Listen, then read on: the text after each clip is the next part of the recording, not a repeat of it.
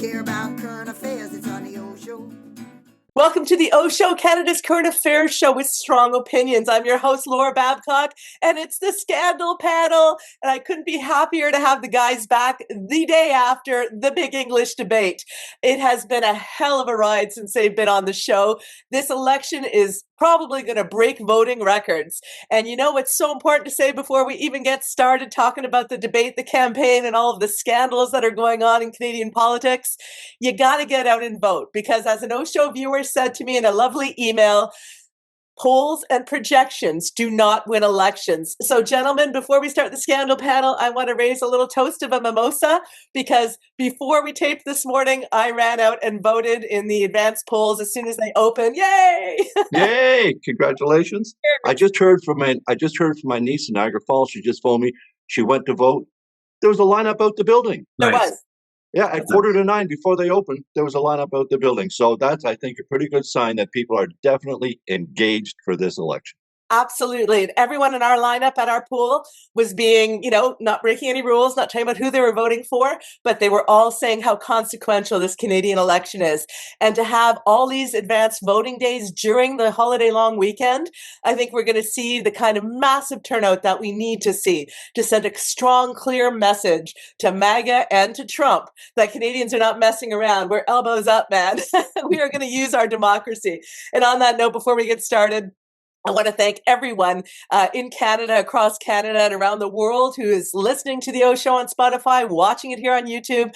Please subscribe and like so we can get the algorithms working to get even more people. And I'd love to have 5,000 subscribers. It's such an important conversation. In fact, guys, on social, as you know, I post a lot of clips, hundreds of thousands of views of the clips now. And someone from America reached out to me and said, I wish we could vote. I wish we could redo our vote. You guys are so lucky to be able to vote. So, and I heard from a guy in Denmark too saying they wish they could have Mark Carney. Okay. Let's get into it. As everybody knows, the guys on the OShow Scandal Panel, we have Mark Cripps, who worked, of course, as a journalist, but also worked within the Ministry of Housing and others in Ontario. And I promise all of our OShow viewers, we will be doing more on Doug Ford. We can even talk about the Green Belt in Ontario Place today if you guys want to. And also Keith Leslie, who is the Queen's Park reporter extraordinaire, and he is now out on the East Coast. And as always, as the veteran, Keith, let's start with you. What does it look like in this Canadian election coming from the East Coast? I kind of feel like it's turning red, but you tell me. Absolutely. Given that it was pretty much tinged pretty blue there up until about January, it's definitely looking like the red has rolled back in and is certainly in most of the Atlantic provinces. There's definitely some Tories that are going to, I think, still hold on to a couple of seats here, but it's not going to be the wipeout of the Liberals like we saw that they were facing in January. I think, of course, we mentioned the debates off the top. The two debates are done now, and I think it takes people a while to digest them, to see what kind of clips are played. To see, most people don't sit through 2 hours of that kind of thing, but they will sit with their family over the Easter weekend. And maybe, some politics gets talked there. And that's exactly, I think, where people's decisions could actually be changed, let alone solidified. I'm not so sure the debates did anything to change very many minds. I thought they were all pretty effective. They all did what they wanted to achieve, it seemed to me. Carney got attacked from all sides, but seemed to pretty much stand there and take it very well. He's still not a professional politician, so he wasn't always looking at the camera at the opponents, and he's got 4 items. Let me tell you, 1, 2, 3. He's got all that, which most politicians don't do, but I don't think Canadians would hold that against him. They know he's not a professional politician, but he's clearly a man who knows his file. Poilievre, on the other hand, stayed, he left the attack dog pretty much parked in the kennel most of the night. He tried to present his prime ministerial. He even showed some emotion when he started talking about the stories, when he talks to people on the road and what he hears from people on the campaign trail. Seemed very genuine emotion. And then he followed that up right away with his closing statement, talking about how Canada is broken. So he can't help himself in some ways, but I still think, again, he has to play to his base, but he also has to show other Canadians who are not definitely convinced that they want another 4 years of Liberals, that maybe, he is worth considering. So that he presented himself as someone who could be prime ministerial. And as we know, the polls are showing that basically they're narrowing a little bit. The Liberals are still in front, but it's tight. It's tight. Jagmeet Singh, I thought took his interjections and his interruptions to the level of annoying, and it smacked of desperation. But he is desperate, and he has to get heard because it's become a two-party race. So there really are. I understand why he was doing what he was doing, but it was almost too much, it seemed, for sure. I don't know if it helped him overall, but he really had to, as I say, get in there, get heard. But he was attacking Poilievre as much as he was attacking Carney. And of course, Blanchette, I'll express my free opinion here. I mean, if the Greens got kicked out, why is a man that's only running candidates in one province allowed to take up time in the English language debate? And I just feel he's good at what he does. And I mean, he made it very clear, there won't be 13 economies going down to one. We'll go down to, 12 plus one, apparently, according to him. So there's still some negotiating to be done on Team Canada. But I thought the debates overall, both of them, the English one was a little bit livelier, but I thought they, as I said, they all achieved what they needed to achieve. No one screwed up in any major way. And even on the French language one, Carney's French seems to have already been baked in with most Quebecois, and they're quite comfortable with his level of French. Yeah, I watched the full French debate. Partly because I want to see it in, its original language, and I grew up in Quebec, so I can understand most of it. But I wanted to see Carney's French, right? Because that was going to be the debate. If he was going to stumble, it was going to be that one, and he really didn't. And in fact, when I was watching the French debate, I'm like, I feel like every time that the other politicians speak, it's politics, right? They've got their slogans, they got their campaigns, they've got their talking points, they got their attacks. But when Carney would speak, even in the French debate, I felt like I was learning stuff. Right? I felt like I was learning about catalytics, how to catalyze an economy and macroeconomics. And it was refreshing to see someone who's not a politician who was like earnestly caring about it. And to your point, in the English debate, I think it was the English debate where, because 4 hours of it, my brain's like soup after watching all that. But when we saw this moment where Jagmeet tried to go after Carney, and about his private sector work, and Carney says, "I'm proud of my private sector work. Now I'm working for Canadians. I've always operated with integrity." And then Jagmeet's like, "No one's saying you don't have integrity." I'm like, Jagmeet, why are you trying to throw a punch if you're going to just wrap him in a big warm blankie? Yeah. Go ahead, Mark. What'd you think? I thought it was a fun and entertaining debate. I think you could make the case that any candidate had their really great moments. I actually think Jagmeet's interjections were helpful to Carney because he called a lot of the bull crap out that Poilievre was saying, and I thought that was good. Pierre had a good night. I mean, the slogan stuff really gets annoying. For a change, for a change, for a change. Like, I just kind of like, oh, come on, dude. Like, really? I don't know what, I'm sure there are somebody smarter than me in the communications world that will say that that's a really good practice to do, but to keep repeating the same thing. But, we've heard it over and over again. You notice that he kept reciting the same words from some of his commercials. But his lost liberal decade and now a drinking game. Yeah. I mean, is that a good thing for a campaign or a bad thing? Yeah. Sorry to interrupt you, Mark. No. And then the one that really got me laughing so hard was the crowds, and they were big. And I thought, oh my God, you didn't just Who else likes big crowds? Oh. But I think for me last night, I think what I took away from Carney's performance was that, here's a guy who's been in this game for a little over a month, who was getting bada boom, bada boom, bada boom. It was coming at him from all sides. And, he did a great job in rolling with the punches. Yeah. I didn't see enough of the Trump factor in last night's debate, and I think that was a misstep for him. And I will say that he says the word fundamentally way too many times. I think he said fundamentally in the same sentence. And I was like, dude. But I think if Canadians are looking for, a steady hand, a calm steward, a smart business person who understands the global economy as well as the domestic economy, I think he continues to shine through as the steward of the economy, whereas, what Pierre's offering is change. And right now, I'm not sure that that's what people want, right? I mean, maybe 3 months ago, people were like, change. But right now, I don't see that that's the narrative. I think people actually want a steady hand.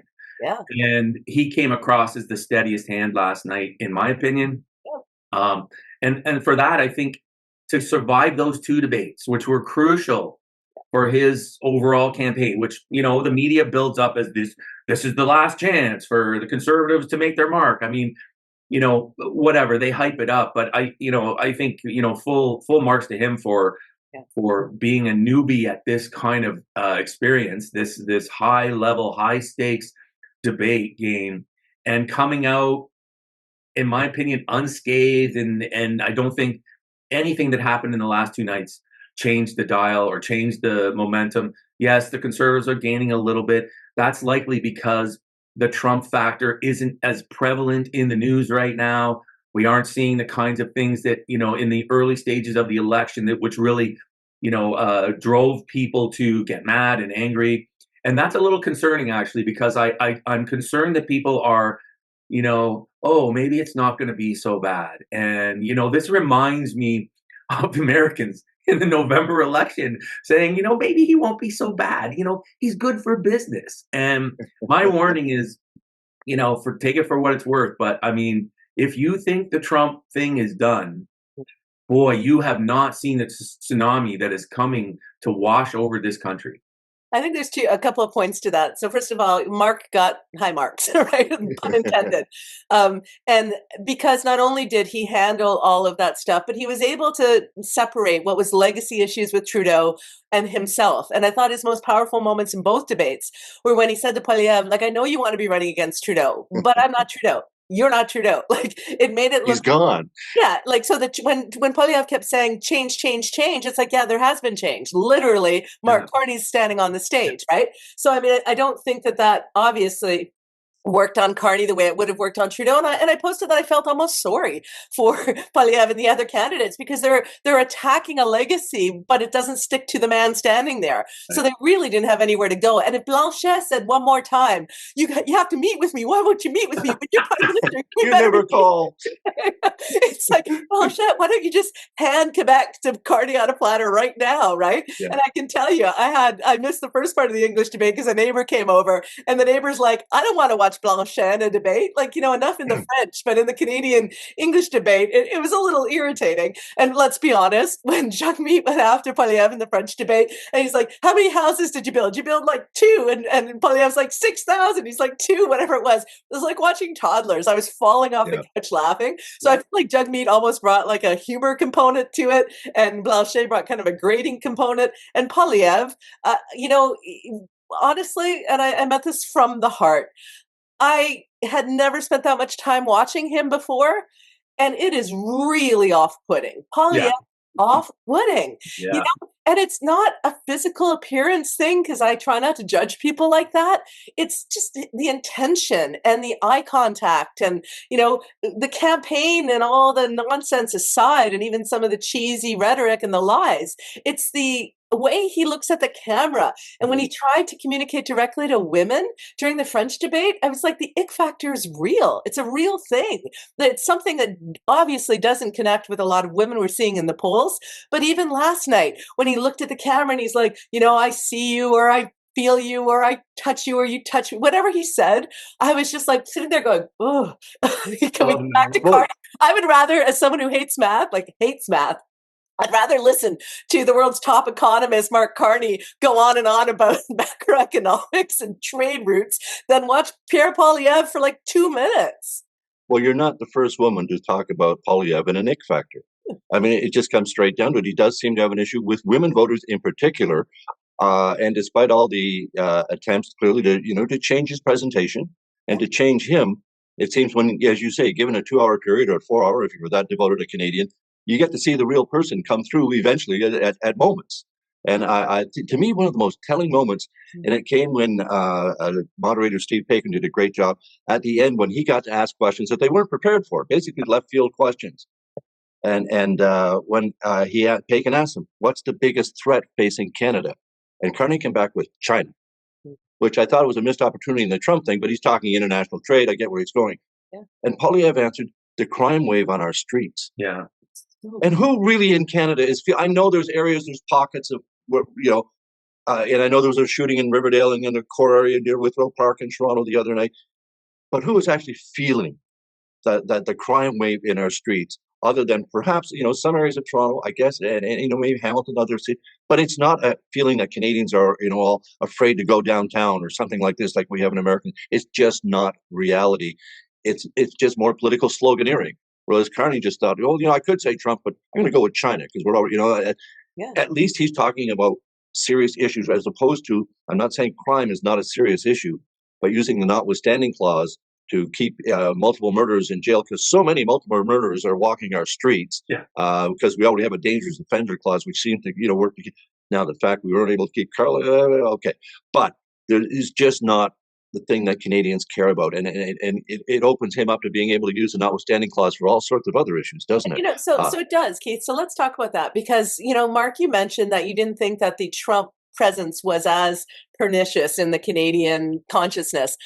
Maybe not in terms of the tariffs, because he is focusing on the China fight right now more so than he is, but we still have the auto tariffs. We still saw Stellantis, I think, shut down for a couple of weeks. We still see the aluminum tariffs. I mean, we're still in a trade war, but there are other things Trump is doing which are catching world attention. Disappearing people to El Salvador from their cars while their 5-year-old autistic child is in the back seat has resonated. The Supreme Court has weighed in on that. We are watching travel bans to the U.S. or warnings or people being told to bring in fake phones, burner phones, because they don't know if they're going to be grabbed and disappeared. There is a fascism in the Trump administration that I think Canadians are absolutely conscious of. It's a reason why almost 1 million fewer of us traveled to the U.S. in the last month, right? Like, we are not going there. We don't feel safe there. Gavin Newsom, who's got the 5th biggest economy in the world in California, tried to do a pitch to Canadians to come back. And I'm like, sorry, Gavin, love you. Love California. I'm really going to miss traveling to the U.S., but I'm not safe there. So I think that even though the specter of the tariffs might not be looming as large, in part because Carney seems to have managed Trump well so far, the rest of the American threat is still quite strong, and it's evidenced by Canadians' behavior. We are not going there, and there's a reason for it. It's partly elbows up. It's partly, I think, a rational concern about not being an American and being in American soil right now. And Trump's even talking about disappearing homegrown criminals as he defines them. So when Pierre Poilievre talks about the notwithstanding clause and using it against crime, I think it brings to mind for Canadians, well, Trump used this Emergencies Act and, his executive orders to take away the rule of law and habeas corpus in the U.S. We don't want any of that MAGA horrible fascistic garbage in Canada. So, I mean, it might not be tariffs as much. And Carney, I think, actually scores a little bit of points to the fact that he just talks honestly about stuff. He doesn't try to go to his talking points. He's very authentic. He's like, China's a big threat, right? But I think for Canadians, we're still looking at the U.S. and we're going like, I don't even recognize it down there. And I hope they get their shit together, but I don't want to go there. And I sure as shit don't want to vote for Pierre Poilievre when he is getting endorsements from the likes of Alex Jones and Matt Gaetz and Elon Musk. I mean, talk about the ick factor, right? Well, I think you both have picked up on a really good theme here. Is that are we going to walk into a naive situation? Look, the Conservatives for years have been closely tied to the GOP in the United States, wearing their MAGA hats, trumping around like they're, the most, you can't just separate yourself from that. And then when you think about the rhetoric, like, using the notwithstanding clause, crime waves in the streets, everything's unaffordable. These are the same kind of tropes that Trump threw out in the last 6 months of his campaign, which people bought into, right? Because we're like, look, I know, people are struggling. I get that, right? But people struggle all the time.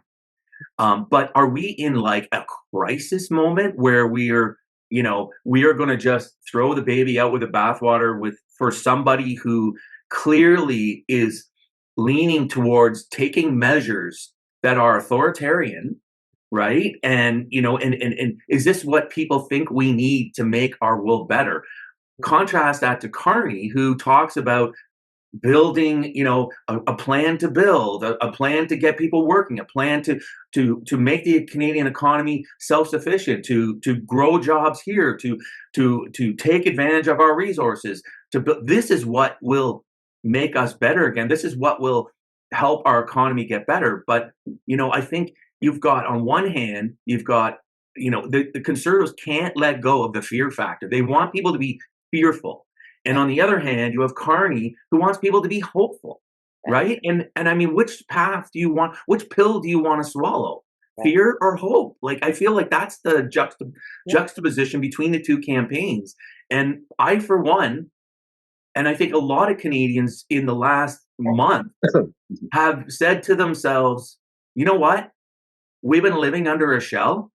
We're out of the shell now, and we are going to take advantage of this situation, and we are going to, and there's hope and the pride in this country. That's where you need to be. Like, that's where the messaging scene, in my opinion, needs to be focused. But the Conservatives can't let go of that. Everything's broken. Even if they're trying to message it differently, it's still, everything's broken, right? Well, now it's a lost decade, right? Like, I look back at the last 10 years and I'm like, we got through a pandemic, in part largely because the Liberal government at the time under Trudeau helped us.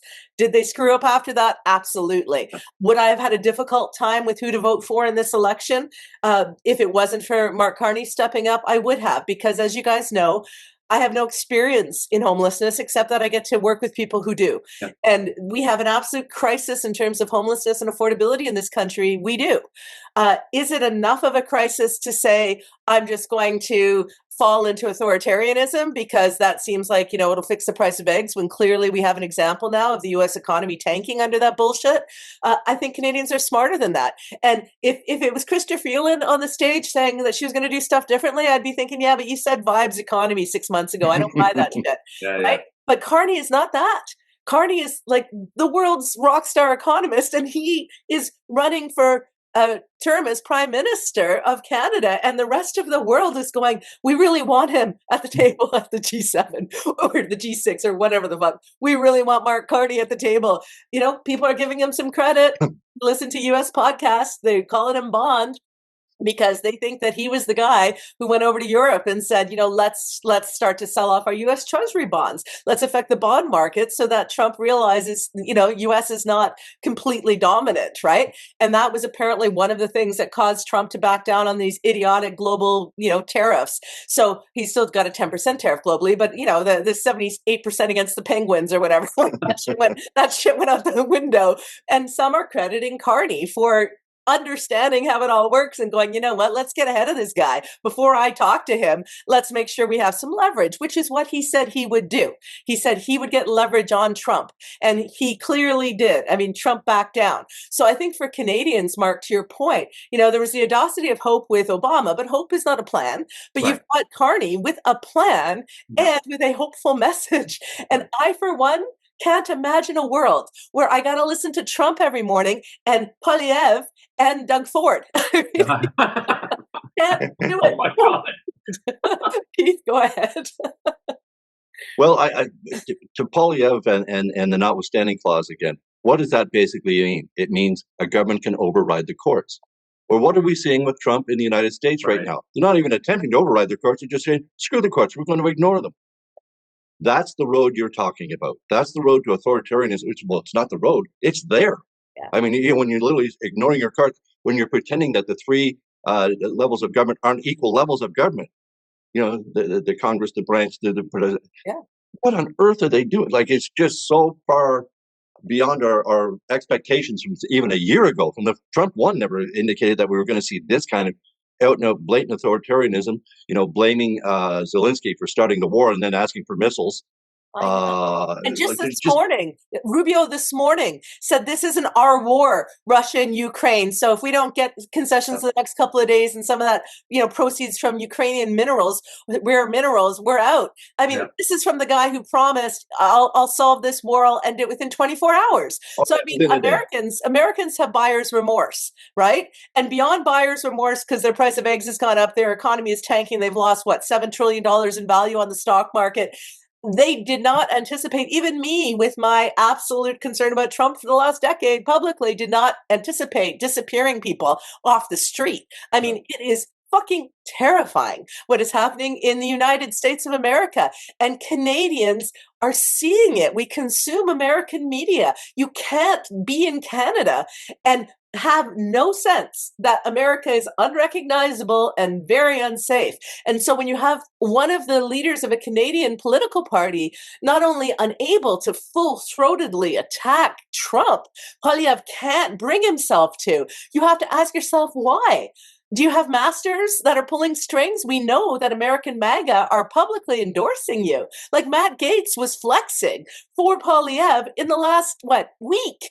Yeah. Like, how can you have one of the most despicable politicians ever in the US flexing for you, and Elon Musk with all the Doge stuff, and you have Poilievre talking about he's gonna, 17,000 federal workers a year by attrition or whatever. I mean, I'm looking at that going, what, we're putting these giant numbers out? We're gonna just be doing giant cuts or whatever to, like, we want a nuanced, thoughtful approach to savings and to, getting our economy on track. We don't want some fucking chainsaw approach like we're seeing with Elon and Doge, but Elon's endorsing Poilievre. So how are we as Canadians not to take all of those endorsements and Exactly. right? Right. Well, at least you could make a little bit of an effort to say, hey, look, I can't help who endorses me. I do not agree. We don't see any of that. We don't see it being shut back or any pushback at all. If someone as vile as Matt Gaetz endorsed any other politician on the planet, I'm guessing, they would say, Mr. Gaetz is not exactly the type of person I would want to endorse me. Please don't consider that my beliefs, whatever. You would just disown that person. Doesn't help with the ick factor for Poilievre. I'm just saying. No, it doesn't. And again, but even at least you have a chance, especially in today's social media age, to instantly shoot some shit like that right down, so that it doesn't play out on the news that night. You just instantly, as soon as it hits online, you just go, no, come on. I do not need an endorsement from an accused child molester, whatever. Yeah. Just let it go. But why didn't we see that? Why don't we see that? Is it because the conservative MAGA base that we know it's there in Canada? That they have to be asked at rallies, take off those MAGA hats, give them to us, okay? We know that they exist. Is he really afraid of offending them by being hardcore and saying Trump is just bad? He's just bad for us. He's doing things that are authoritarian and frankly evil. Precursors to shit we saw in the 1930s.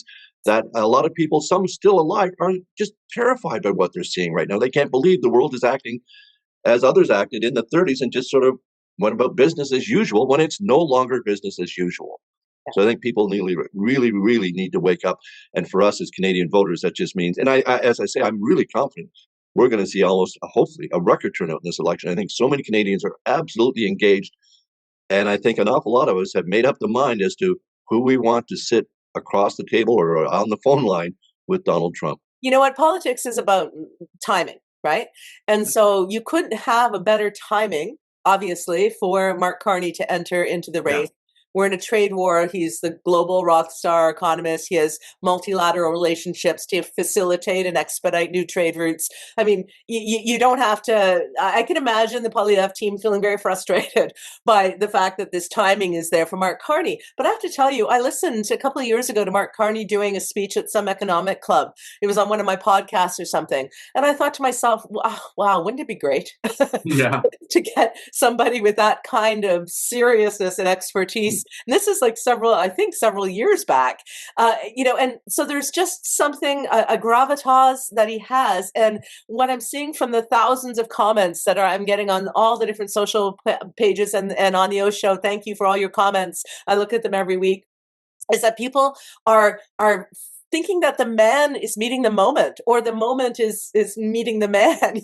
There's a confluence of events and resume and timing that's happening. And Poilievre pushed out Trudeau, and I think Chrystia Freeland got punished for her letter that she wrote, right? But they kind of helped with this moment for Carney. And Carney is not the risen Christ, right? Carney is not going to be some savior of Canada. But if you had to look at it on paper, it's about as close as you could ask for an individual to be both effective and competent. And then when you get the debates, guys, his calm I mean, people are saying, keep calm and Carney on. I'm like, no, vote, vote, vote. Don't be calm. Be calm if he wins because he's got this shit. But no, you got to vote.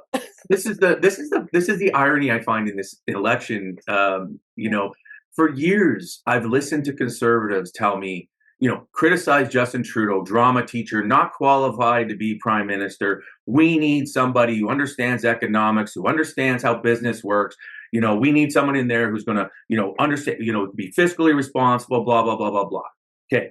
So on one hand, we have Pierre, lifetime politician, nothing in his resume, no big bills passed, nothing to prove that he actually understands how the economy works, how business works. And then on the other hand, we have like you said, one of the most important economists in the world right now. We need better people running for government. We need business people running for government. Guess what? You got it. Yeah. And so how do you sit back? And now I think to myself, like, so what does a conservative say to themselves now? Like, well, it was never about the economy. They're fucking full of shit. It's never about the economy for them. It's about Team Blue. And it doesn't matter who it is. And this is so... And tax cuts. Whatever. But my mind, tax cuts. But Carney, one of his first things he did was cut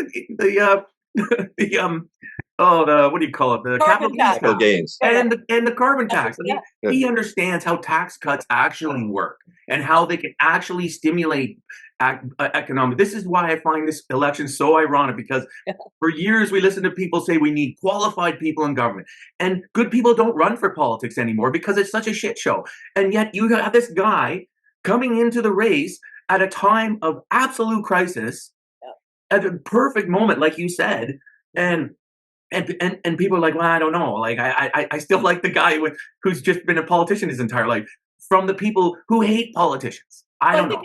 I think it's about creating a permission structure, right? There has to be a permission structure for those conservatives to move over. And I know when I did a comment on a previous OShow about, as a business leader, I'm voting for someone. I value results over ambition, right? I value what Carney brings to the table.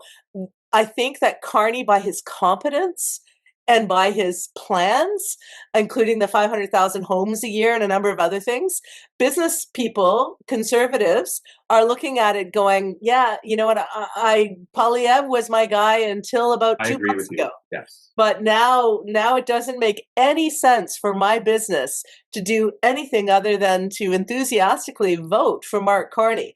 And I think that's why we're seeing some of the polls that we're seeing. But guys, can we also, since you brought up conservatives, I mean, you guys weren't here last week because Mark, I know you had your thing. I hope you had a good time with the guys. But truly, when you had Ford's guy come out and say that, F-bomb, F-bomb, F-bomb, F-bomb, F-bomb, Poilievre has screwed up a 20-point lead. He's scary. Canadians are petrified of Poilievre. And then you had Ford like double down on it and say, he knows what he's talking about. Like, what the hell, guys? Like, is it because Ford's hoping that the long knives are going to get Poilievre and he can run federally and be the next prime minister after Carney? I mean, is that the big game that we're seeing? Because that was one hell of that was court of the Borgia level stuff. It really was. I mean, talk about elbows up. That was elbows into the boards, hard time. Gordie Howe would be proud. I mean, Ford's saying, I'm just defending Corey tonight, my campaign manager, who got me 3 majority governments with larger vote count every time. No, I'm just defending him. But the truth hurts. The Conservative campaign wouldn't be where it was if they listened to Corey. Well, that's pretty much signaling to other Canadians. I don't know, maybe he's trying to stir the Conservative base, make sure they get out and vote. Don't be fooled by those big rallies. But I don't think so. I think he genuinely just doesn't really like Pierre Poilievre very much, and they have zero in common. As we learned, they never even talked until just before the Ontario election. They had no communication with each other. So that in itself, and of course, poor Blanchette never gets a call from Carney either. I wanted to say one thing about Canadian voters that it kind of bugs me, but it doesn't seem to have gathered much traction when the opposition try to use it. And that's the fact that Mark Carney uses tax havens to avoid paying some extra tax. Yeah. Now, the American voters, and I think even some Democrats, view Donald Trump as kind of a genius because he played by the tax rules that were there and never paid any taxes and went bankrupt 6 times. That never hurt him at all, even with so-called fiscal conservatives. But in Canada, we're going to take a guy who didn't inherit millions from his family, who is literally a self-made man, And if I was making his, I'd do everything I could do now to reduce the taxes I pay. Yeah. And if I was making his kind of income level, believe me, I'd be looking if offshore tax havens were applicable to me or to anyone else, I think we would use them. This is not something to hold against someone who is, again, a self-made man, not someone who inherited his wealth and made it, grew it from there. No. This is a typical. How did Poilievre get his wealth? Isn't he worth millions? Where do we know how he got that? Because he was a paper route guy and then a politician. No, I don't think we do know. I personally have never looked into how that is or how wealthy he is, but I have heard he does have millions. But I truly do not know anything about that. But we know with Carney is the point, right? Carney. Yes, we do know with Carney. Now we don't know what assets he holds, but so what? And he advocated things when he was at Brookfield that are now part of government policy. Shocking. I mean, a company that big is going to be involved in some pretty smart things. Anyway, I just think that we should respect someone or show them respect. We shouldn't hold it against them. He's trying to reduce the number of taxis. He uses offshore taxis. Well, gee, I kind of wish I was in a position to use offshore. Now, I don't think we should be supporting people who have mega yachts and are avoiding taxes to that degree. I don't see that with his lifestyle. From what I've seen of it, that's not the kind of lifestyle he leads. And when Poilievre and crew tried to come out with the fact that he was wearing expensive shoes while playing hockey or whatever, in the hockey net, I don't think that really stuck. Because I think Canadians are like, yeah, he's rich, like baked in the cake. Remember, they sent a stretch Rolls-Royce limo to his campaign launch in Calgary as if, and that landed like a lead balloon because everyone knew he didn't, good God. And you know what? And the Liberal staffers putting in all the buttons, pins, all the buttons. That was stupid as well. We always have staff go too far. I mean, there's always some staff, and I'm sure Mark's seen this on campaigns too, that there's always some kids that are just a little too enthusiastic, and they'll rip down some campaign signs if you don't stop them, and there's all kinds of, poor behavior. Bruce Fanjoy, who's running against Poilievre, we're trying to find a time that he can come and do an OShow because he's so busy and I don't want to stop 1 inch of his momentum, right? Because he might actually take Poilievre out of his seat. But there's all kinds of allegations about terrible shenanigans going on in that riding and his signs being defaced. We even had an OShow viewer reach out to me and say that they run with alcohol in their whatever to remove graffiti on Liberal signs when they're going for their jogs in the morning, right? Because there's a lot of shenanigans that happen in elections. Some of it are bad. I thought the staffers should be punished for what they did. But the point is that I think Canadians, it's coming down to not just a ballot question of Trump, who can fight Trump. I think it's also coming down to, do I want the release of the emotional angst and frustration I have felt since the pandemic? Do I want to just make that vote that I've been waiting to make against the Liberal brand? There's a lot of pent up frustration and anger. I had a lot of conversations over the last 2 years where people would say, yeah, but Laura, who are we going to vote for? We can't vote for Trudeau. And we don't like what Poilievre's voting record. We don't like anything in his voting record the last 20 years. It's not our values. But Jagmeet is not showing any real leadership. So who are we supposed to vote for? And for the last 2 years, I was like, I don't know, and then all of a sudden the conversation now is, well, yeah, obviously Carney. So the question becomes, are there enough Canadians that feel there's a permission structure to move from their very real, very authentic anger and rage that they put towards Trudeau and the Liberal Party because they screwed up in a lot of ways in the last couple of years? Do they take that and say, nah, you know what, no matter what, I'm still going to vote for Poilievre? Or do they say to themselves, you know what, I really, really would like to see Canada become an economic energy superpower and not to be so vulnerable to the whims of a mercurial dictator in the US, and to actually be able to have enough housing in my community so that I don't see my neighbors on the street, and make sure that I have more money in my bank account and protect things like cultural institutions that matter. I mean, are people going to make that decision from a more rational place, or are they going to make it from a place of grievance? And as you pointed out, Keith, in the closing statements, Carney said, I would love the honor to be your prime minister. We're going to build a stronger economy, hopeful, practical, straightforward. And we still had Poilievre talking about the lost decade or the broken country. I mean, that's to me the question: is there enough of a permission structure to people move from that pain point into a place where they are voting for their best options? Is Carney enough change for people who really, really were sick of 10 years of Liberal government. Well said. And then they're going to hold it. I think an awful lot of voters have said, okay, that was that Liberal government. And even though he has many of the same people, Carney's Liberal government is substantially different, certainly in its approach. So for many voters, it appears that is enough change.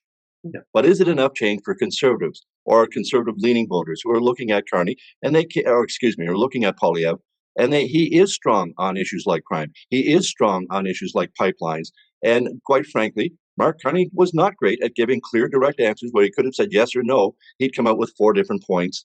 And, on pipelines in particular, I'm still not quite sure where he's going, other than carbon capture, which sequestration, which Blanchette called a fairy tale. And he sort of shot back, well, fairy tales do come true. But no, at this point, it is still pretty much a fairy tale. So I think Carney has some weaknesses on policy that Poilievre has some strengths. So I think there's some voters definitely will be attracted to that kind of thing. But I think overall, it still seems to be the overall question is leadership and Trump. And to all of our, to talk so far, it's the qualifications expressed by or shown by, earned by Mark Carney that seem to be so much more apt for the challenge right now and for going future forward, as opposed to what Poilievre, who's had 25 years in Parliament and not much else, and none in the way of private sector experience. How is Donald Trump going to communicate with someone like that? If just, face to face, he's a career politician, he's just going to write him off. Whereas Carney, he can't write him off. That man's world reputation in the financial circles, his Rolodex is probably better than Trump's. He probably gets calls returned at least as quick. I mean, he's that influential a man on the world stage. And that's what Canada desperately needs right now. And to your point, Laura, a lot of people have said that they'd like Carney to be in their leadership position. So Canada's got an opportunity here, and I think Canada knows it. And it appears even from the polls, although as I say, the polls are narrowing, and there's definitely some appeal in the hard policy initiatives that Poilievre has put out, and he's put out a lot of them in the campaign. They don't appeal to everybody, but they certainly appeal to a large number of Canadians. So it'll be interesting to see where we go with that. And if I could, just before we go, you let me know when we're near the end. I got one little really good upbeat story about campaign signs. Well, go for it. Don't make me suspense. I want some upbeat. I'm trying to remember what election it was. It was sometime in the 80s or 90s, and Ken Dryden was running for the Liberals. Yeah. And his campaign signs kept getting stolen. Of course, because they were not being torn down by his rival candidates. They were being torn down and made into little shrines in people's basements, hockey shrines, right? Well, I don't know if any of you ever heard Ken Dryden being interviewed. He's one of the most driest men on the planet. Yeah. And I'm interviewing him about the taking of the campaign signs. And because they idolize you. You're this great Habs goalie. Well, I'm sure many other candidates lose. And I said, no, it's nothing like that. Right. And I tried again. I'm trying 4 ways to get something out of it. And finally, his campaign manager leans in and goes, it's crazy. They're building shrines to him.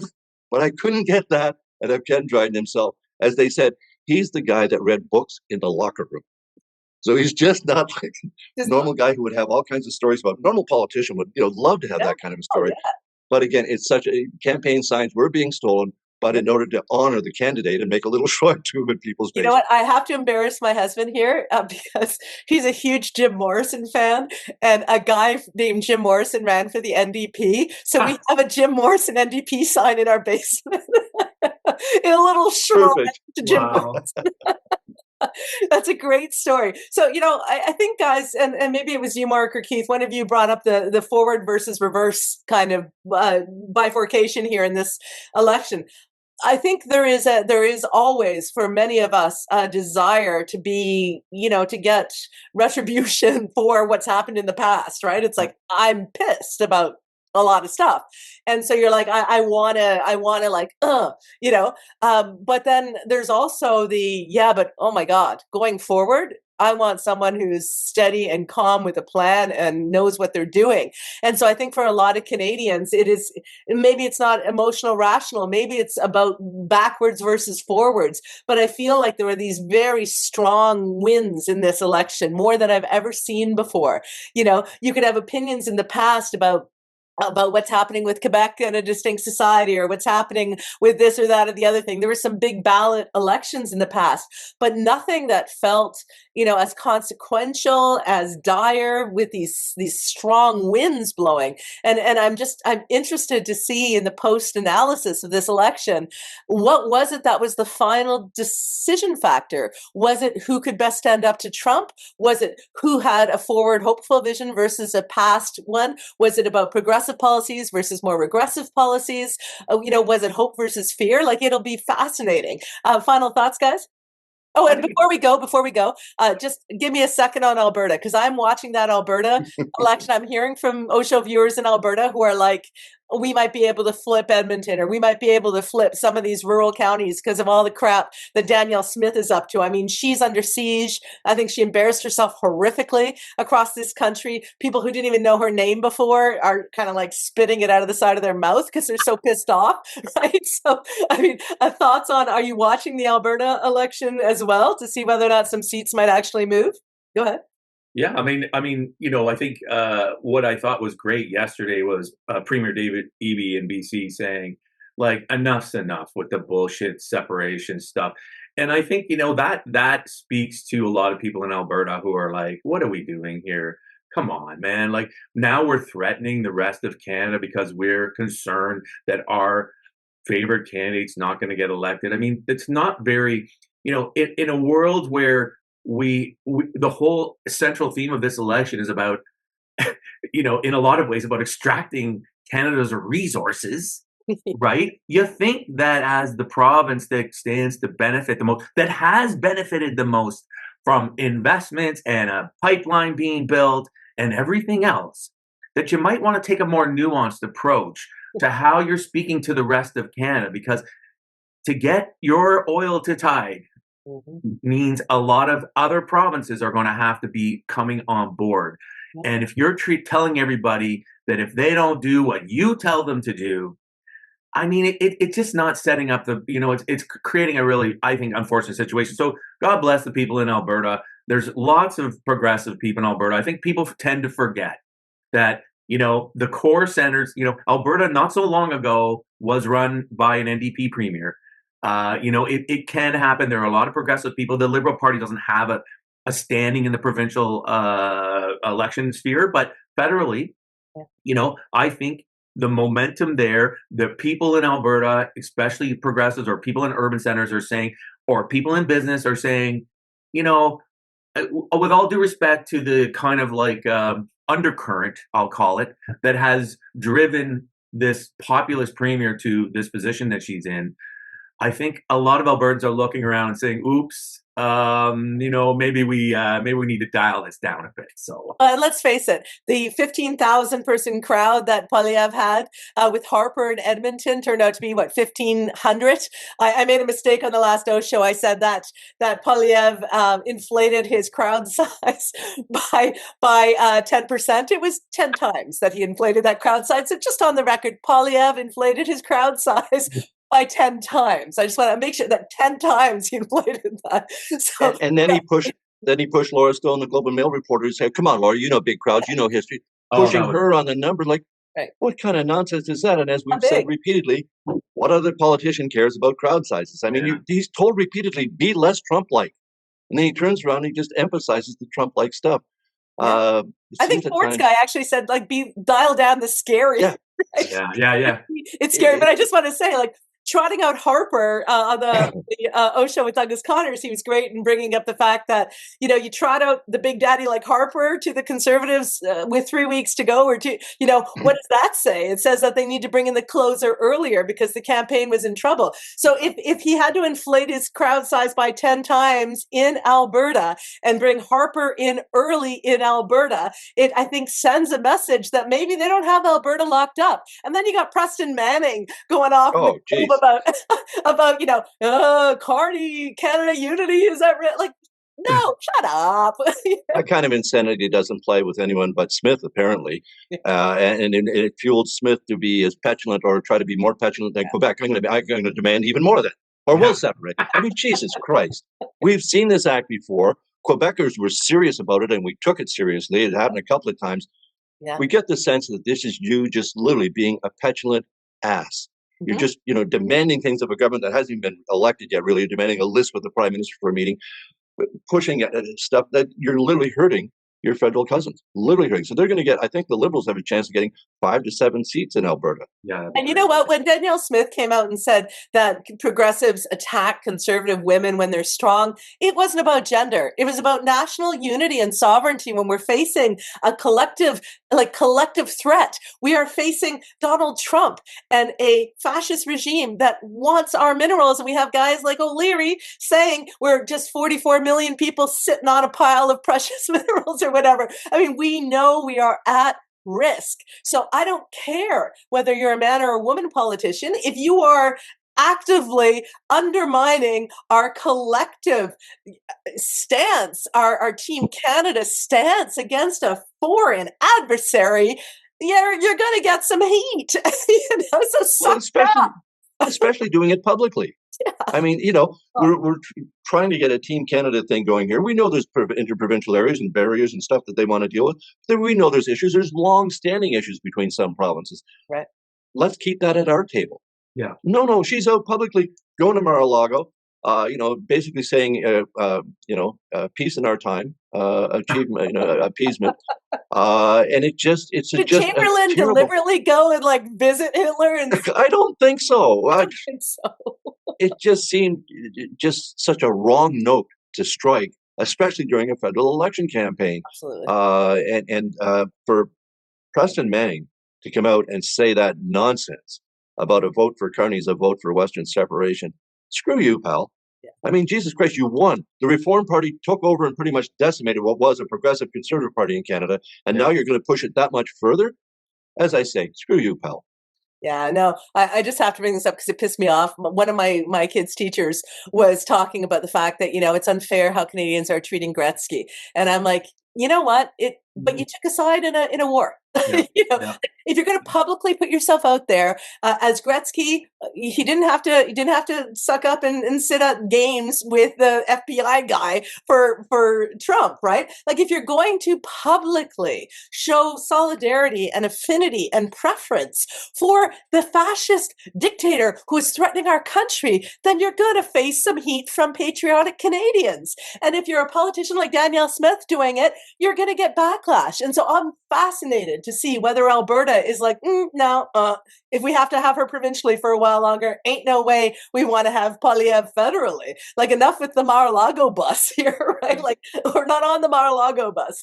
Guys, last thoughts, and then because I'm going to see you next week, right? We're back on Scandal Panel next Friday, and I can't, or we'll make sure we get a Scandal Panel out next week. I want to just leave your thoughts with Canadians. We are on this Easter long weekend. For people who celebrate, enjoy. Everybody, please get out and vote in the advance polls. But what do you want to leave with our audience, just quickly, guys, and then we'll let you go. Well, I'll start. I think for me, I hope that Canadians see the parallels between Trump and Poilievre that have been sitting there all the time. So I think of his threat to fire the Bank of Canada governor. Right. You see the same thing in the United States with, Trump didn't like what Powell said this week and is threatening to fire him. And then you see how the economic consequences of that hit the market, right? Crash the market because business people are going, what? You can't do that. So get rid of the CBC, defund the CBC. Trump's attacks on the media, threats to put media organizations out of business. The 3 strikes or all this stuff about overruling the notwithstanding clause. Where are we sending people? Are we sending people to El Salvador that are, honestly, there's so many parallels that people are missing between the conservative campaign and the Trump campaign, and they are desperately trying to hide them, but yet they're out in the open with them. So I just say, look, I don't want to be the United States. I don't want to be led by people like that. And I feel like the majority of Canadians are like me, and I'm sorry that the Conservatives picked the wrong person to lead their party. And I'm sorry that the Conservatives can't get their heads out of their asses about this rage and anger and try to find somebody to lead that party that can bring hope, and it isn't a mean generator, right? And and I think that's going to be the big story after this election. If everything plays out as it looks like it's going to play out, Conservatives are going to have to do some serious soul searching, because this will be the fourth election they've lost in a row with the same kind of angry, non positive campaign. And for me, I just but that's my biggest thing. Like, people, if you don't think that the Conservatives are in love with the kinds of things that Trump is doing right now, this totalitarian, just seize power, make sure the Liberals never get control of our government again. This is where we're headed. So vote, for Canada, for freedom and prosperity, and not MAGA politics. Well said. Keith? Canadians never used to be afraid to go to the United States. Yeah. And I think now it's not just I don't want to go there because of the politics. I think there's a genuine fear. Yeah. There's a fear of how the border people may treat us. They may take away. They may go through our phones. Have you ever posted anything critical of Donald Trump? Probably. Being advised to take burner phones. Like, we never used to have that fear. But in March alone, 4 million people crossed into the United States instead of 5 from Canada. Yeah. That's a 20% drop in business in March. Peak summer travel season's coming up, and we're not going. And why aren't we going? Because we don't like what we're seeing there. So if we don't like what we're seeing there, the decimation of government, the rattling of all institutions, ignoring courts, all this sorts of thing, we know that there's one party in Canada that is closely affiliated with that kind of right-wing thinking. That government is bad and always in the way and needs to be drastically reduced in size. And yet, we still, at this point, don't have a costed platform from either of our two main front-leading parties. So how are they going to go about this drastic reduction in the size of government? Is it going to be, or are we just going to invite Elon up with his chainsaw? How are we going to act here? Canadians need to be very careful. And as I say, I think just those numbers about not traveling the States shows me people are truly engaged in what's going on. They're thinking twice before they make the trip they made annually or whatever. Even just a weekend visit over is turning into hassles for people. It's turning into hassles for Americans, for goodness sakes, returning to the States. So if the Americans are getting hassled, what's going to happen to Canadians? And now if we're going to go down for more than 30 days, which a lot of Canadians do, you have to register. What the heck? So anyway, if we don't want that type of totalitarian nonsense where, no institutions can be trusted, nothing can be believed because we've destroyed them all with our government self-inflicted wounds, so that hopefully the private sector will come in and save us. And if we don't want that kind of road for Canada's path, it's pretty clear where we're going to have to vote. The Liberals are, they had a bad record after nearly 10 years in government. There were some issues that definitely deserved a government being voted out. Yep. But the prime minister left. The carbon tax was eliminated by the new prime minister. And they're running a pretty different type of government with different priorities. And as we've discussed so many times, the man with the qualifications, his resume comes in, and right now you're looking at the two and you go, hired. I don't even need to do the interview here, right? I'm good to go. So I think an awful lot of Canadians, even if they haven't paid a lot of attention, and as I say, it's only people like us that are going to watch 4 hours of debates. Yeah. The French debate, which I wish my French was better, despite being from Northern New Brunswick, I had to switch over the translation, and it's watching the world's most boring, bad movie dubbed. So it's tough, and you really don't get the nuances, but we stick it out. But most Canadians are going to get clips of this thing. So I think a lot is going to happen over the Easter weekend. There's going to be a lot of people with families, a lot of people time to discuss these things. The debates are over now. How you vote and where you go. So get engaged, talk to your family, and talk about the importance of this election, and make sure everyone of age gets out and votes. And put your signs out. Don't be afraid. Don't be afraid. Somebody told me that they kept it in their garage, then they decided to put it out, and they saw them pop up all over the neighborhood for Mark Carney and for the Liberal Party. Because you know what? This really comes down to what kind of a country are we? What do we want to be? We, unlike our American neighbors, have the privilege of watching what's happening.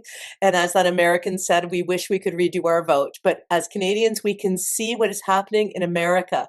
The attacks on cultural institutions, on the universities, on the freedom of people just to walk down the street, to write op-eds. I mean, it is terrifying and it is real. And if the Pierre Poilievre campaign has nothing to do with MAGA, then they can denounce all the endorsements they're getting from MAGA. And I'm going to post for our viewers right now Pierre Poilievre's own voting record from the last 20 years. If you don't see similarities between that and some of what we're seeing in the US, maybe it's the first time you're seeing it, have a good look at it. Because Canada, we are so lucky that we have the advance warning and that we can make a decision. You don't have to love the Liberal Party, but I think it's pretty clear that Mark Carney has to be the person who takes us through the next few years in this fight with Donald Trump's regime. Thank you so much, guys. Like and subscribe, everyone. Enjoy your holiday weekend. Go Habs, go! Go Habs, go! Go Habs, Get our elbows up. That's awesome. Hockey, hockey, hockey. But most importantly, get out and vote, because polls and projections don't win elections. And bowling, felt very, very, very good to cast my vote this morning for a positive future for Canada and for Mark Carney. Take care, guys. We'll see you soon. When you care about current affairs, it's on the OShow.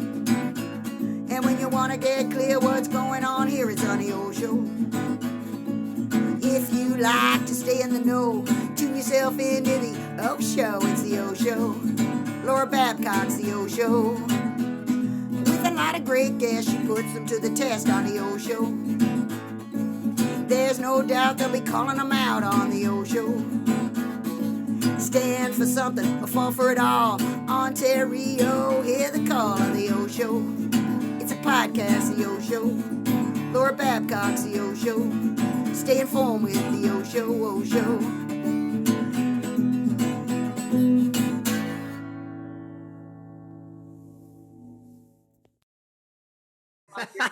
Your merch bin.